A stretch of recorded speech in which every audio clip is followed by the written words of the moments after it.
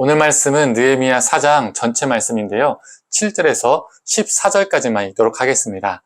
산발락과 도비아와 아라비아 사람들과 암몬 사람들과 아스돗 사람들이 예루살렘 성이 중수되어 그 허물어진 틈에 메꾸어져 간다함을 듣고 심히 분노하여 다 함께 꾀하기를 예루살렘으로 가서 치고 그곳을 요란하게 하자 하기로 우리가 우리 하나님께 기도하며 그들로 말미암아 파수꾼을 두어 주야로 방비하는데 유다 사람들은 이르기를 흙 무더기가 아직도 많거늘 짐을 나누는 자의 힘이 다 빠졌으니 우리가 성을 건축하지 못하리라 하고 우리의 원수들은 이르기를 그들이 알지 못하고 보지 못하는 사이에 우리가 그들 가운데 달려들어가서 사륙하여 역사를 그치게 하리라 하고 그 원수들의 근처에 거주하는 유다 사람들도 그 각처에서 와서 10번이나 우리에게 말하기를 너희가 우리에게로 와야 하리라 하고 내가 성벽 뒤에 낮고 넓은 곳에 백성들이 그들의 종족을 따라 칼과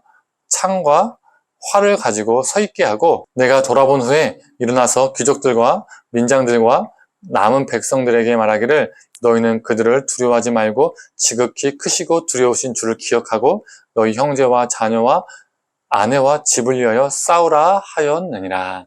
아멘. 아침 묵상을 들으시는 모든 성도님들에게 하나님의 은혜가 있기를 간절히 소망합니다. 이 느헤미야가 유다 백성들을 돕기 위해서 예루살렘으로 온 첫날부터 이 산발랏은 적당함을 감추지 못했습니다.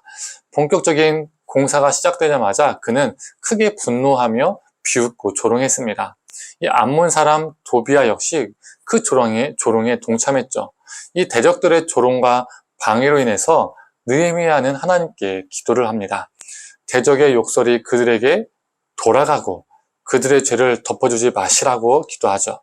시편을 보면 이 조롱자들의 고통 앞에서 이 하나님의 사람들이 하나님께 탄원하는 모습을 보게 됩니다. 즉 탄원시가 있죠. 지금 이 느헤미야의 기도가 시편에 나오는 그 탄원시와 참 비슷합니다. 그리고 느헤미야는 기도를 마친 후에 이 칼과 창과 활을 준비하라고 명령합니다. 그럼에도 여전히 백성들은 대적들의 계속된 도발에 두려워하고 위축되어 있었습니다. 이때 느헤미야는 하나님을 의지하고 담대하고 가족을 위해서 용감히 싸울 것을 독려했습니다. 이처럼 느헤미야는 기도만 하고 그냥 가만히 있었던 게 아니었습니다. 기도하고 기도한 대로 행하고 최선의 노력을 했었던 것이죠. 이게 바로 기도하는 사람들의 모습입니다.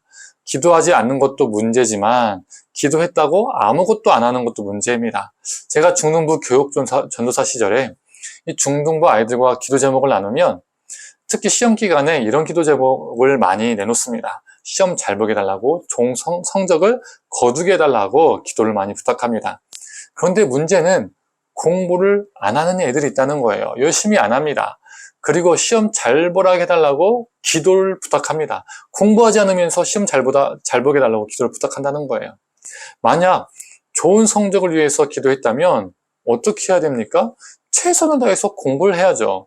즉 내가 기도하는 것과 내 삶이 동떨어져 있으면 안 됩니다. 성도님들, 우리가 기도했다면 그 후에는 신실하고 진실하게 성실히 행동으로 옮기는 것이 매우 중요합니다. 그렇다면 느헤미야는 어떻게 구체적으로 행동으로 옮겼을까요? 이 절반의 사람들에게는요, 일을 시키고 절반은 갑옷을 입히고 무기를 갖춘 채 공사 현장을 일하도록 시켰습니다. 그런데 여기서 주목할 게 있는데 일꾼들이 한 손으로는 짐을 옮기면서요, 또 다른 한 손으로는 무기를 잡고 있었다는 거예요. 축성하는 건축자들 역시 이 허리에 칼을 찬 채로 일을 했습니다. 언제 적대자들이 공격해올지 모르니까 일을 하고 있지만 전투 태세를 계속 하고 있었던 겁니다. 그리고 언제든 전쟁이 감지되면 신호를 전할 나팔수도 대기하고 있었습니다. 이처럼 백성들은 외부의 공격으로부터 자신과 자신의 가족을 그리고 민족을 지켜냄과 동시에 자기가 감당해야 할 일을 최선을 다해서 하고 있었습니다. 이게 바로 우리가 본받아야 될 모습입니다. 일상 속에서 우리에게 주어진 일을 우리에게 주어진 상황 속에서 최선을 다하며 살아야 합니다. 동시에 언제 우리를 공격해 올지 모르는 이 어둠의 권세와 싸울 준비를 늘 하고 있어야 됩니다. 어떤 이들은 일상은 정말 성실히 열심히 살아갑니다. 그래서 타인의 모범이 되죠. 저 사람 참 성실해, 저 사람 참 좋아, 이런 말을 듣습니다. 그런데 그런 칭찬은 받지만 알고 보면 자신의 영적 생활은요, 꽝인 거예요. 자신을 하나님의 말씀과 기도로 무장하지 않습니다. 어떠한 영적 준비도요, 준비되어 있지 않아요. 반면 어떤 사람은 신앙생활 열심히 하는데 교회도 자주 가고 기도도 많이 하고 성경도 많이 보는데 일상생활이 꽝인 사람들이 있습니다. 일상은 성실하지 않은 거죠. 이 두 부류의 사람들 모두 극단적으로 한쪽으로만 치우친 것입니다. 성도님들, 이 느헤미야와 백성들의 성벽 재건의 모습이 우리의 모습이 되기를 원합니다. 영적으로 깨어있고 무장되어 있어서 외부의 공격, 즉 이 사탄의 권수로부터 우리를 지켜냄과 동시에 우리에게 주어진 가정과 일터에서 우리의 모든 삶의 영역에서 최선을 다하며 신실하게 살아가는 저와 성도님들 되기를 간절히 원합니다. 함께 기도하겠습니다. 하나님, 이 귀한 자들이 적으로부터 자신들을 보호하기 위해서 군사적인 무기도 들고 늘 전쟁터를 준비했지만 그렇다고 일상의 삶을 내팽개치고 함부로 막 살지 않았음을 보게 됩니다. 하나님, 우리도 이 귀한 자들의 모습이 우리 안에, 우리 심령에, 우리 삶에 있기를 간절히 소망합니다. 삶과 신앙이 괴리되어 있는 것이 아니라 우리의 일상의 삶과 신앙이 일치되어서 하나님, 어디에 있든 무엇을 하든 하나님의 은혜를 힘입어서 하나님, 오늘 하루도 최선을 다하며 신실하게 거룩하게 살아가는 존재 되게 하여 주시옵소서.